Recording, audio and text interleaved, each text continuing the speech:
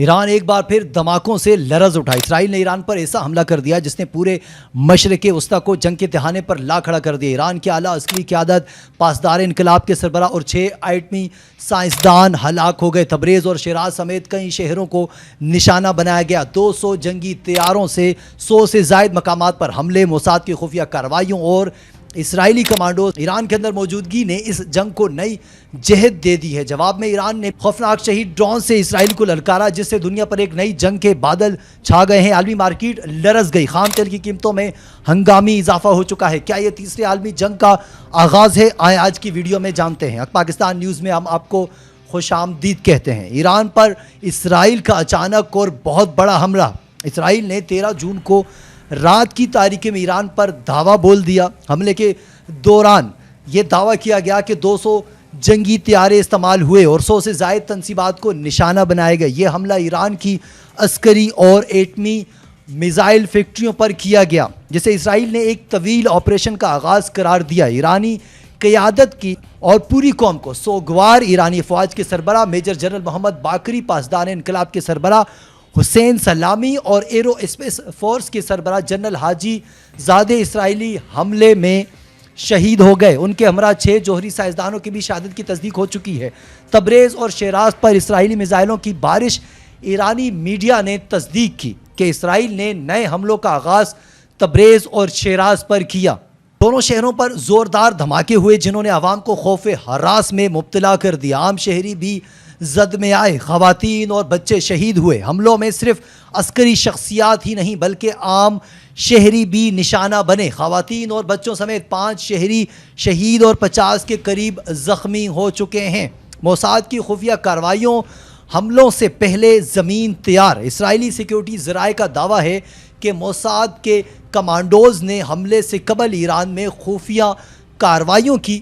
زمین سے فضا میں مار کرنے والے ایرانی میزائل سسٹم کے قریب ہتھیار نصب کیے گئے اور اس کے علاوہ کم کی مسجد میں سرخ پرچم بلند کیے گئے اور بدلے کی تیاری کی گئی۔ ایران کے مقدس شہر قم کی مشہور مسجد جمکران میں سرخ پرچم لہرا دیا گیا۔ ایرانی کلچر میں یہ پرچم انتقام کی علامت سمجھا جاتا ہے، جس کا مطلب ہے کہ ایران اب بھرپور جواب کی تیاری کر رہا ہے۔ سپریم لیڈر خامنئی کا پیغام۔ اسرائیل نے اپنی تقدیر خود لکھ دی ہے۔ آیت اللہ علی خامنئی نے اسرائیل کو خبردار کیا کہ وہ اپنے حملے سے اپنی تلخ اور تکلیف دہ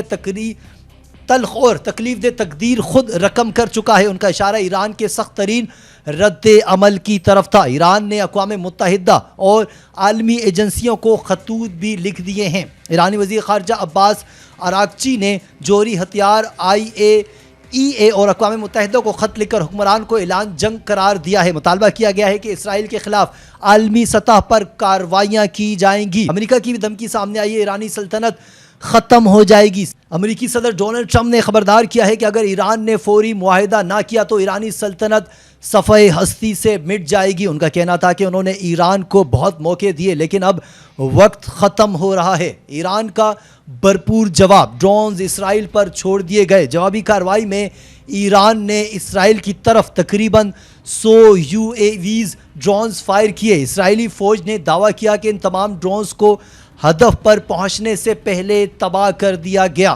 خطرناک ترین ڈرونز منظر عام پر۔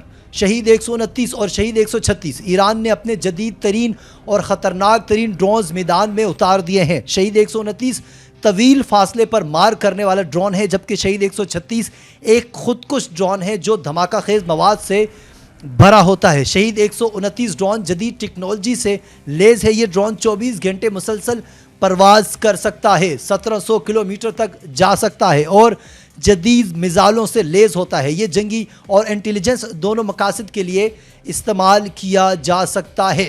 شہید 136 سستا، سادہ مگر مہلک ترین ہتھیار۔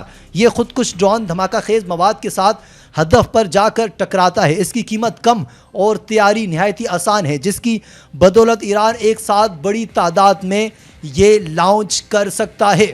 اسرائیل پر ایمرجنسی نافذ کر دی گئی۔ کسی بھی حملے کی جوابی کارروائی متوقع ہے۔ ایران کی جوابی کارروائی کے پیش نظر اسرائیل میں ہائی الرٹ اور ایمرجنسی نافذ کر دی گئی ہے۔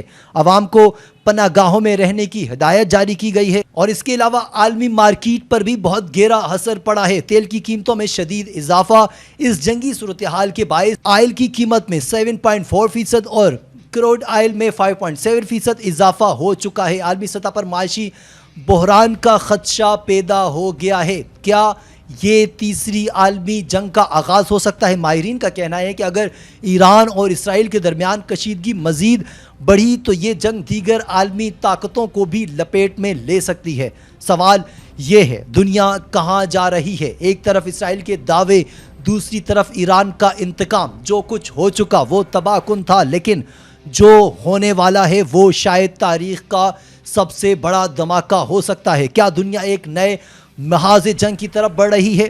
یہ وقت سوال پوچھنے کا ہے، آنکھیں کھولنے کا ہے اور امن کے لیے دعا کرنے کا ہے۔ مزید اپڈیٹس کے لیے دیکھتے رہیے حق پاکستان نیوز۔ کاشف رضا کو اجازت دیجیے، اللہ حافظ۔